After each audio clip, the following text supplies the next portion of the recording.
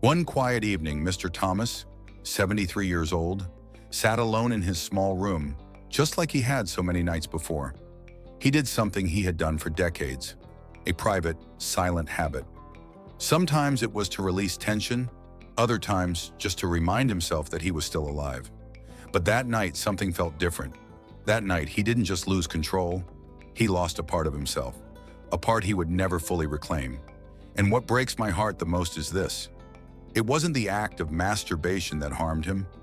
It was how he did it and the things he didn't know. Hello, I'm Dr. James, a men's health specialist with over 30 years of experience working with older men. I'm not just speaking today as a physician. I'm speaking as a man who has witnessed a generation age in silence, carrying unanswered questions deep in their hearts. Am I still normal? Am I doing something wrong? Why is my body changing so fast? Here's the truth. Most men over 60 continue to masturbate the same way they did at 20, but their bodies are no longer the same. The brain, the hormones, the heart, the skin, everything has changed. And without understanding these changes, what once brought comfort and vitality can slowly begin to erode strength, energy, and even self-respect. Why is this rarely talked about? Because society teaches us that sex is for the young, and men, especially older men, are taught to stay strong, stay silent, and endure. In today's video, I'm going to share 5 truths about masturbation that every man over 60 needs to know. Not to make you feel ashamed, but to help you understand your body, maintain independence, improve circulation, protect your prostate, and experience satisfaction, physically and emotionally, even into your 70s, 80s, and beyond. If you're ready to look at yourself with compassion and understanding, then this journey is for you. Truth number 1, erections are no longer the whole story, and that's perfectly okay. I've met many men in their 60s and 70s who sit across from me with quiet eyes and the same familiar question. Doc, I just don't perform like I used to. Is something wrong with me? I usually respond with a gentle smile and a quiet nod, not to affirm their fear, but to affirm this truth. Yes, something has changed, but it is not something bad. You see, for decades we were taught that a man's worth is tied to the strength of his erection. The harder, the longer, the better. But no one told us that as we age, pleasure, connection, even orgasm, begin to take new shapes. The reality is, after 60, erections may come more slowly. They may not be as firm, but that doesn't mean you've lost your capacity for pleasure. The desire is still there. The emotion is still alive. An orgasm, more often than not, comes from places you may not expect. I remember Bill, a 68-year-old man who had lived alone for nearly a decade after his wife passed. He came to my office with a low voice and said, "Doctor, I just don't feel like a man anymore." We talked, not just about the body, but about grief, loneliness, and the outdated definitions of masculinity that society forces onto us. I told him, "Bill, an erection doesn't define you. What defines you is the longing to be loved, to feel connected, to live fully." 2 months later, Bill returned. His eyes were brighter. He didn't tell me he felt like a young man again. He told me he had rediscovered himself through gentle touch, deep breathing, and moments where he no longer pressured himself to succeed. This is not theory. This is the lived reality of men as they age. You can experience orgasm, even without a full erection, because climax doesn't only come from the body. It begins in the brain, in the emotions, in a state of calm and connection. But tragically, many men don't know this. They stay silent, hide their fear, and assume they are broken, when in truth their bodies are simply entering a new chapter, where sex is no longer a race, but a journey, one that is slower, deeper, and profoundly human. You are not broken. You are changing. And if you can greet that change with compassion instead of judgment, something beautiful happens. A new door opens, a new way of loving, a new sexual experience, quieter, but far more meaningful. And that is the true gift of aging, if you're patient enough to listen to your body. Truth number 2, masturbation is not just a sexual act. It's emotion, neurology, and healing. There's something that few people ever tell older men. Masturbation is not just about sex.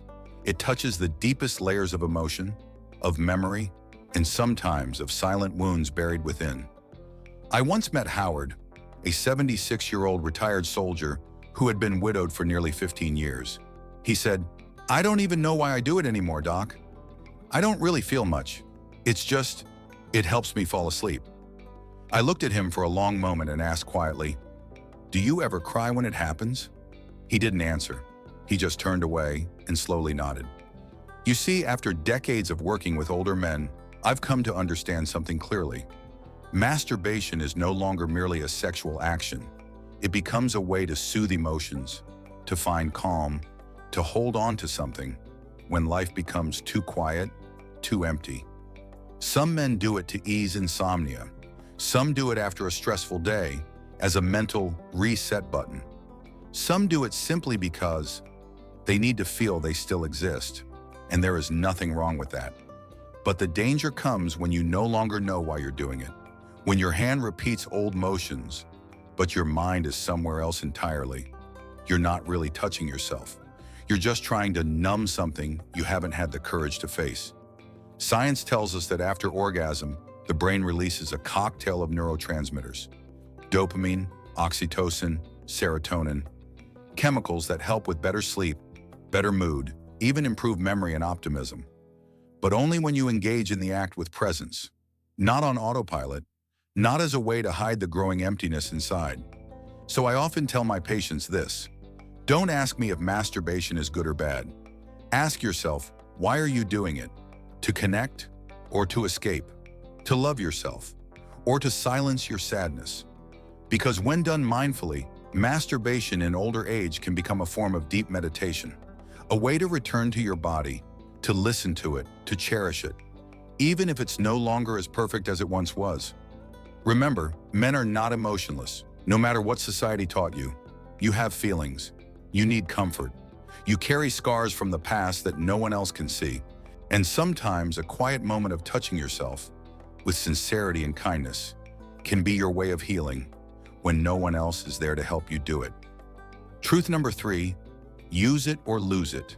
And the deeper truth behind that phrase, I know the phrase use it or lose it may sound old and tired, but for a man over 60, it's not just a warning.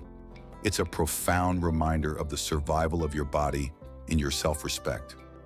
Have you ever noticed what happens when you stop using your legs for too long? Muscles shrink, joints stiffen, and male sexual function works exactly the same way. Your penis is living tissue with delicate blood vessels, sensitive nerves, and intricate erectile tissue. If it doesn't receive blood flow, if it isn't gently stimulated on a regular basis, it will begin, like a muscle, to forget how to stay alive. I once met Roy, a 74-year-old man who had lived alone for over a decade after his wife passed. He came to me with a troubled look. I met someone new, but when things went further, my body, it just didn't respond. It didn't hurt. It wasn't numb. I just didn't feel anything, like a part of me was gone. We examined him thoroughly. No major medical issues, no obvious damage. Only one thing was vanishing: vitality in the erectile tissues, in the microcirculation, in the neural pathways. All because they hadn't been nourished in so long. And that broke my heart, because no one had ever told him, or the millions of other men like him, that when you stop touching yourself, it's not just pleasure that disappears, it's your connection to the living part of yourself. Just like a flame, if you don't feed it with air and fuel, it will fade. Sexuality is no different. It doesn't need to burn, but it does need to stay warm, once a week, even once every 2 weeks. That's enough for the body to remember. I am still alive. I can still feel. Roy returned 3 months later. He didn't use medications, no devices. He simply came back to himself. Slowly, patiently, gently. And something wonderful happened. Not a miraculous comeback like in the movies, but a reawakening. A quiet warmth in a place he thought was lost. A flicker of optimism in a heart he thought had gone cold. He smiled and said, "I don't need to be like I was. I just needed to know I'm still here." So, my dear friend, don't wait for a new partner to take care of that part of your body. Be the first one to offer yourself that presence. Touch yourself like an old friend long missed. No rush, no pressure, just honesty. Because sometimes what keeps a man from growing old isn't medicine. It's a living connection between his body and his self-worth. Truth number 4. Porn is quietly numbing your natural sexual reflex, and you don't even realize it. Let me begin with something honest. No one ever tells you this as you get older. No doctor asks you about it during your regular checkups. No friends bring it up during late afternoon chats. And most men quietly assume, what's the harm in watching a little adult content at night? But this small, repeated habit, especially when done in isolation, is quietly numbing one of the deepest human abilities you possess. The ability to feel real pleasure from a real person, from your real self, not a screen. I once worked with Ernest, a 68-year-old widower, retired, living alone. He told me that each night he opened his laptop just to feel like someone was there. At first it gave him some comfort, but over time, he no longer felt anything when touching his own body. No emotion, no response, no connection. What happened? It's what I call reflex fatigue, or more accurately, the brain's exhaustion from overstimulation by artificial imagery. You see, our brains have a reward system.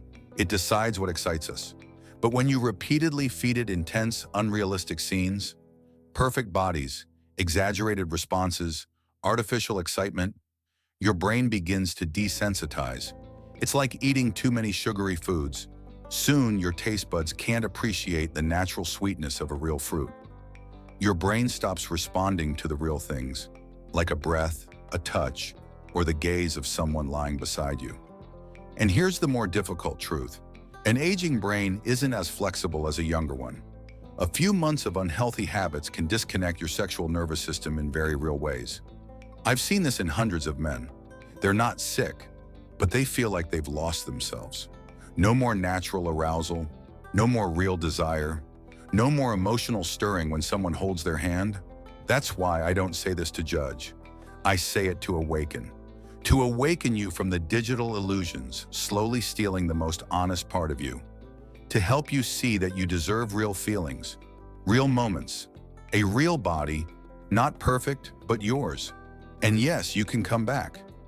Ernest did. He gradually stopped watching porn. He learned to breathe, to feel, to touch himself the way a healer would touch a body in need of healing. And after just a few weeks, he said to me, "I feel like I'm coming home. Slowly, but really." You can do that too, if you're gentle enough to let go and patient enough to begin again. Truth number 5. Touching yourself isn't shameful. It's a deep form of healing as you age. I'll never forget the look in Walter's eyes. A 74-year-old man who softly asked me, voice low and hesitant, "Doctor, at my age, am I still allowed to do that? Or am I doing something wrong?" That small question held something much bigger. Too many older men live with quiet shame, simply because they still have desire, because they still want to touch their own body, because some nights their hand becomes the only friend that connects them to themselves. And I looked him in the eyes and gently said, "You're not wrong. You're just alive. And anyone who is alive deserves to feel." Here's a truth very few doctors dare say. Self-touch, when done with respect and mindfulness, is a legitimate form of mental and physical care. It improves blood flow, supports your prostate, helps you sleep better, and most importantly, it reminds you that I am still here, I still deserve to feel, I am still whole. Sadly, society rarely honors this. We accept pills in your daily routine, but fall silent, even mocking, when you speak of needing to feel yourself again. People assume that at some age you stop wanting, stop needing touch, from others or from yourself. But that's a dangerous misunderstanding, because the need to feel, to be connected, isn't a privilege of the young. It's a fundamental human instinct, just like eating, just like breathing, just like hope. I've seen many older men, after losing a partner, quietly decide that their physical lives were over. They assumed they no longer had permission to feel. And slowly, they didn't just lose desire. They lost their sense of self, a man who still deserves to be loved. Until one day they learned to look at their hand, not as a tool, but as an act of tenderness. They learned to touch their bodies not to stimulate, but to listen. They turned moments of solitude into moments of return. If you've made it to the end of this journey, there's one simple, but deeply important thing I want to say to you. Thank you. Thank you for staying. Thank you for having the courage to look at a part of yourself that is deeply personal, often hidden, yet profoundly human. A part of the male journey that is rarely talked about, especially in the later chapters of life. We grew up in a time when sex was framed by performance, and desire was seen as something reserved only for the young. So when our bodies began to change, when desire no longer arrived as loudly or urgently as it once did, we started to wonder, maybe I'm reaching the end. But here's the truth. This is not the end. This is a new chapter, one where you reconnect with yourself through respect, tenderness, and attention. Maybe your morning erections are no longer regular. That doesn't mean you're fading. It simply means your body is speaking to you in a new language. Maybe self-touch no longer feels intense. That's okay, because now it calls for presence, not just of your hand, but of your heart. No one taught us this. No school ever said that touching your body at 70 could be a healing act. No doctor ever told you that quiet desire is proof that you are still alive, still feeling, still holding something inside you worth loving. So if today you feel uncertain, if you've ever hidden a part of who you are out of fear or shame, let me say this. You are not lost, you are not wrong, and you are worthy. Worthy of feeling, worthy of touching yourself with dignity, worthy of living as a whole person, body and soul, no matter your age. Because the last thing you should lose is not desire, it's not capability. It's the belief that you can still love and be loved in your own way.